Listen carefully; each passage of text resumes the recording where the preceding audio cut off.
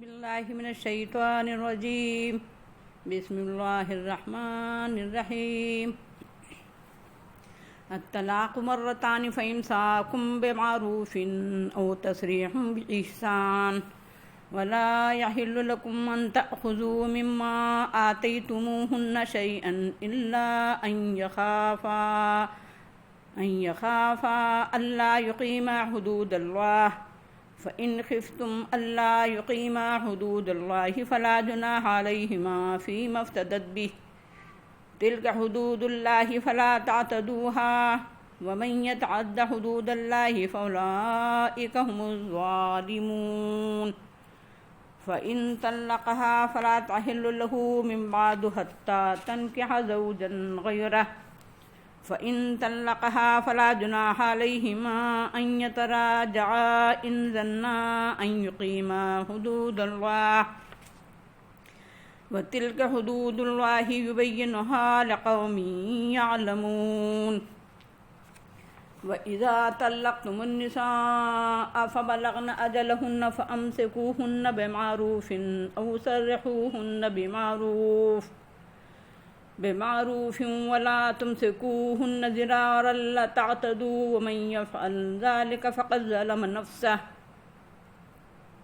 ولا تتخذوا آيات الله هزوا واذكروا نعمة الله عليكم وما أنزل عليكم من الكتاب والحكمة يعظكم به واتقوا الله واعلموا أن الله بكل شيء عليم۔ رضی طلاق 2 مرتبہ ہیں، تو معروف کے ساتھ روک لینا ہے یا احسان کے ساتھ چھوڑ دینا ہے، اور تمہارے لیے حلال نہیں ہے کہ تم اس میں سے کچھ ان سے لے لو جو تم نے ان کو دیا ہو، الا یہ کہ وہ دونوں ڈریں کہ اللہ کی حدود پر قائم نہیں رہ سکیں گے۔ بس اگر تم ڈرو کہ وہ دونوں اللہ کی حدود پر قائم نہیں رہ سکیں گے تو ان دونوں پر کوئی گناہ نہیں ہے کہ عورت اس سلسلے میں فدیہ دے دے، یہ اللہ کی حدود ہیں تو ان کو مت پھلانگو، اور جو لوگ اللہ کی حدود کو پھلانگے تو یہی لوگ ظالم ہیں۔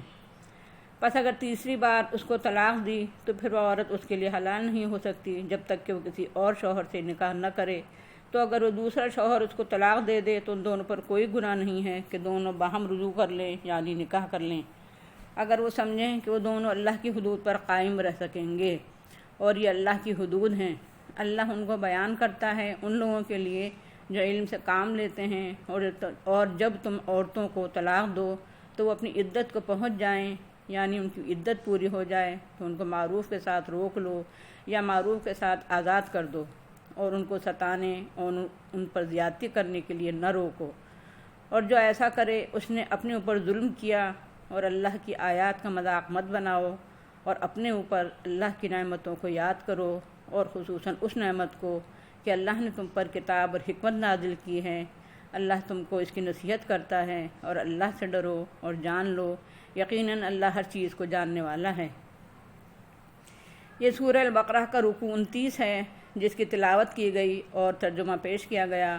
آئیے اس میں غور و فکر کر کے اس کی ہدایت کو سمجھنے اور اپنانے کی کوشش کریں۔ نکاح کے مقاصد اور خوشگوار ازدواجی زندگی غرض و غایت بحسن خوبی اسی وقت پوری ہو سکتی ہے جبکہ یہ رشتہ اللہ کی حدود پر قائم کیا جائے، اور اللہ کی حدود ہی پر قائم و برقرار رہے۔ شوہر اور بیوی معروف پر عمل کرتے رہیں، اور ایک دوسرے کے ساتھ احسان اور حسن سلوک کا برتاؤ کریں، اور کوئی معاملہ اور برتاؤ ایسا نہ کریں جو منکر اور شریعت کے خلاف ہو۔ تنگ نظری، تنگ ظرفی اور تنگ دلی پر نہیں، بلکہ وسعت قلب و نظر کے ساتھ فیاضانہ تعلقات اور عفو درگزر کی روش پر مبنی زندگی گزاریں، اور اپنے شب و روز خوف خدا اور خیال آخرت کے تحت بسر کریں۔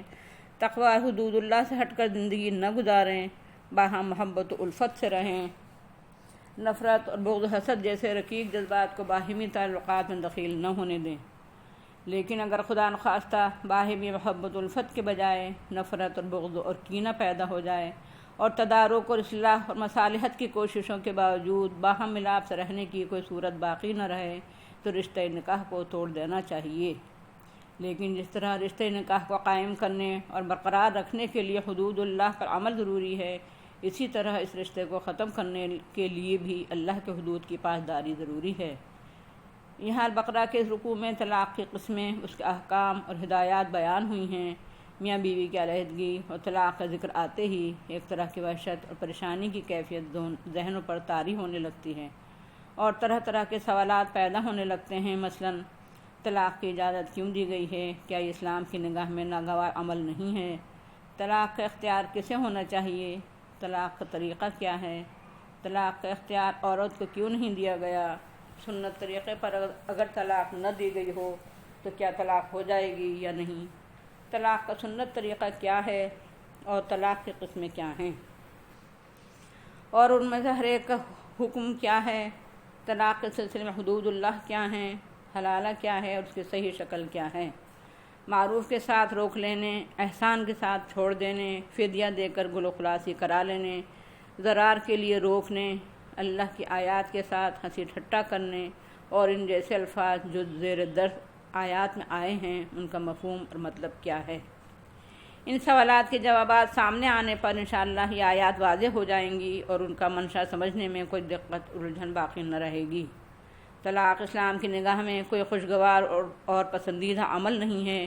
جس طرح آپریشن کرنا اور انسانی اعضاء کو چیرنا پھاڑنا کوئی خوشگوار پسندیدہ عمل نہیں ہے، مگر ناگزیر صورت میں، جبکہ کھانے پینے اور لگانے والی دواؤں کے ذریعے بغیر آپریشن علاج معالجے سے دکھ دور ہی نہیں ہو سکتا، اس لیے بمجبوری درجے میں آپریشن کرنا ضروری ہو جاتا ہے۔ اسی طرح جب نکاح اور رشتہ ازدواج کے مقاصد حاصل نہ ہو رہے ہوں اور رشتہ ازدواج سے اللہ کے حدود قائم کرنے کے بجائے ان کے ٹوٹنے کا قوی اندیشہ پیدا ہو گیا ہو، محبت الفت کے بجائے نفرت اور عداوت کے جذبات بھڑکنے لگے ہوں، تو ایسی مجبوری میں اسلام نے طلاق کی اجازت دی ہے، تاکہ جہاں حدود پر قائم رہنے کے امکانات ہوں وہاں دونوں اپنا اپنا نکاح کر کے خوشگوار زندگی گزار سکیں۔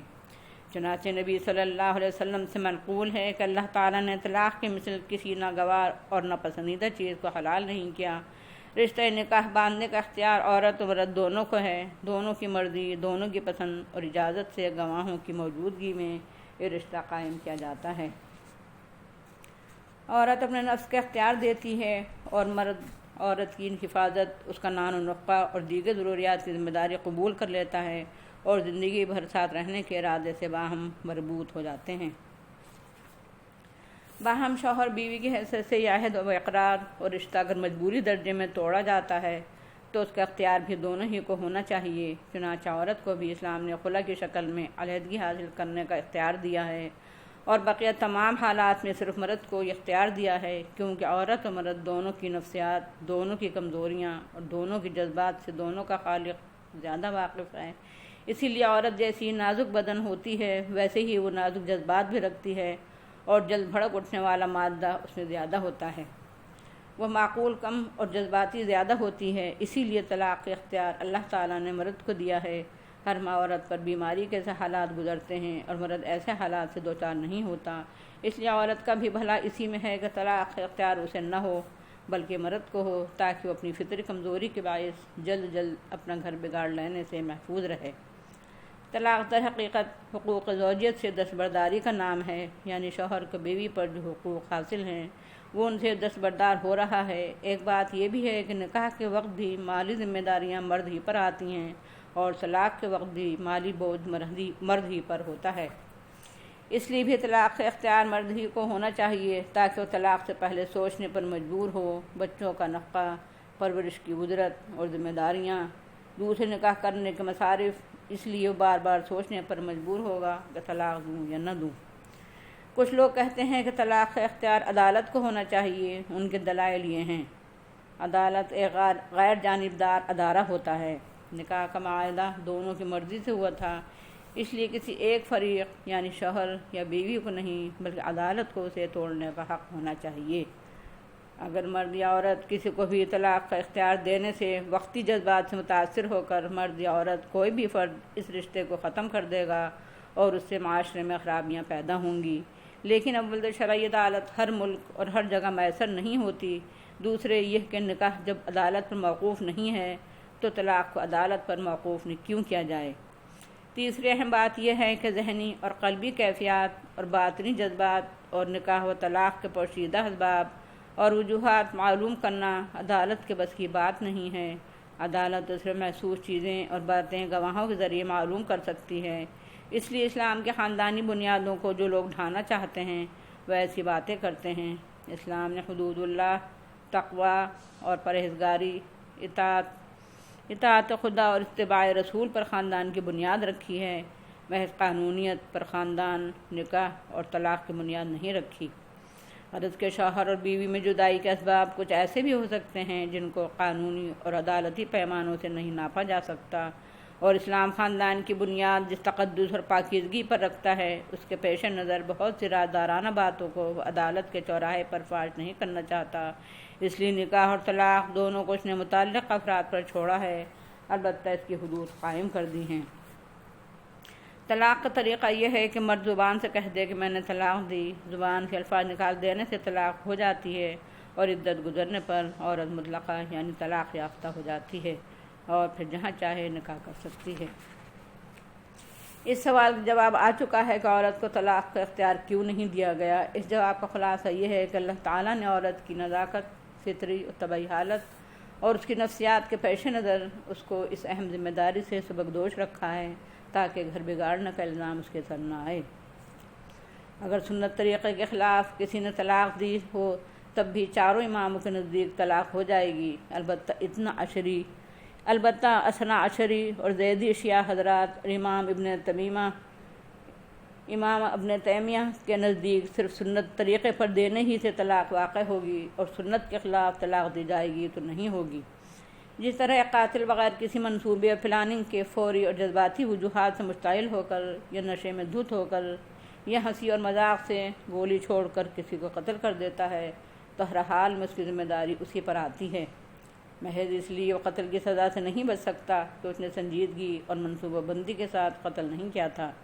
اسی طرح طلاق بھی سنت طریقے پر دی جائے یا مذاق کے طور پر یا نشے کی حالت میں یا غصے میں مشتعل ہو کر، بہرحال ائمہ اربعہ کے نزدیک ہو جائے گی۔ طلاق کا سنت طریقہ یہ ہے کہ ایک رجعی طلاق دی جائے اور حالت حیض میں نہیں بلکہ پاکی کی حالت میں دی جائے، اور اس طہر میں نہ دی جائے جس میں شوہر بیوی خلوت میں رہ چکے ہوں، اور اس کے ایک طلاق رجعی دے کر عدت گزر جانے دیں۔ یہ ہے طلاق کا مسنون طریقہ۔ اگر اس طریقے پر عمل کیا جائے تو اس میں اس قدر پیش بندی کی گئی ہے کہ غصے میں بھڑک کر اچانک ہنسی مذاق میں یا نشے میں مبتلا ہو کر طلاق دینے اور بعد میں پچھتانے کا سوال ہی پیدا نہیں ہوتا۔ لیکن جو لوگ سنت کی خلاف ورزی کریں ان کو اس کی سزا ملنی چاہیے کہ انہوں نے شریعت کے احکام کو ہنسی ٹھٹا بنایا ہے، تو اس کی سزا یہی ہے کہ طلاق واقعی ہو جائے اور وہ اس کا خمیازہ بھگتیں۔ طلاق کی قسمیں یوں تو بہت ہیں، فقہ کی کتابیں دیکھنا چاہیے، یہاں صرف 3 بنیادی قسمیں بیان کرنا کافی ہے۔ طلاق رجعی، صرف ایک بار طلاق دی جاتی ہے اور عدت کے اندر ہی محض زبان سے کہنے سے کہ میں رجوع کرتا ہوں، طلاق واپس لیتا ہوں، طلاق ختم ہو جاتی ہے۔ دوبارہ نہ نکاح کرنا ہوتا ہے اور نہ مہر دوبارہ دینا ہوتا ہے۔ طلاق بائن، 2 بار طلاق دی جائے یا ایک بار طلاق دینے کے بعد عدت گزر جائے اور رجوع نہ کیا جائے تو طلاق بائن ہو جائے گی، یعنی دوبارہ دوسرے مہر کے ساتھ نکاح کیا جا سکتا ہے۔ طلاق مغلظہ، تیسری طلاق یا بیک وقت 3 طلاقیں دینے سے عورت اور مرد میں فوراً جدائی ہو جاتی ہے، اور اب اس کے دوبارہ حلال ہونے کی ایک شکل ہے، وہ یہ ہے کہ عدت گزر جانے کے بعد عورت حسب منشا کسی اور سے نکاح کرے، وہ دوسرا شوہر مر جائے یا کسی سبب سے طلاق دے دے، تب پہلا شوہر اس عورت سے نکاح کر سکتا ہے۔ اس شرط کے ساتھ کوئی شخص نکاح کرے کہ میں خلوت کے بعد طلاق دے دوں گا، نکاح ہی نہیں ہوگا اور نہ عورت اس طرح پہلے شوہر کے لیے حلال ہوگی۔ حضرت صلی اللہ علیہ وسلم نے ایسے شخص پر لعنت فرمائی ہے۔ طلاق کے سلسلے میں اللہ کی حدود یہی ہیں جو سنت طریقے میں بیان ہوئی ہیں اور ان آیات میں بیان کی گئی ہیں۔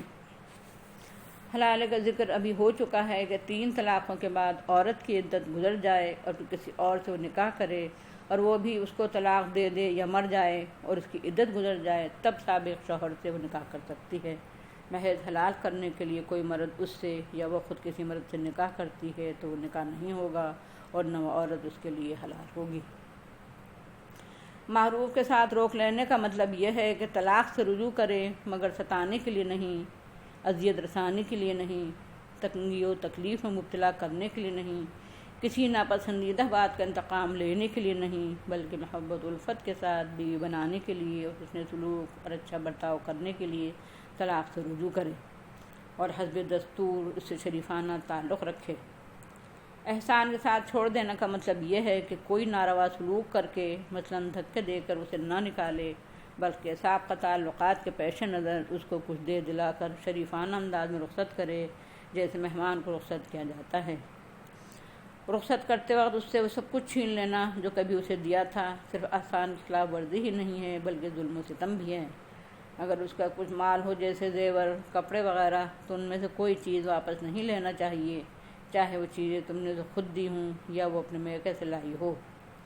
فدیہ دے کر گل و خلاصی حاصل کرنے کو خلا کہتے ہیں، یعنی عورت اس قدر اپنے شوہر سے بد دل اور نالاں ہو گئی ہے کہ اب کسی صورت اس کے ساتھ رہنا پسند نہیں کرتی ہے تو مہر کے بقدر رقم اسے دے کر طلاق حاصل کر لے۔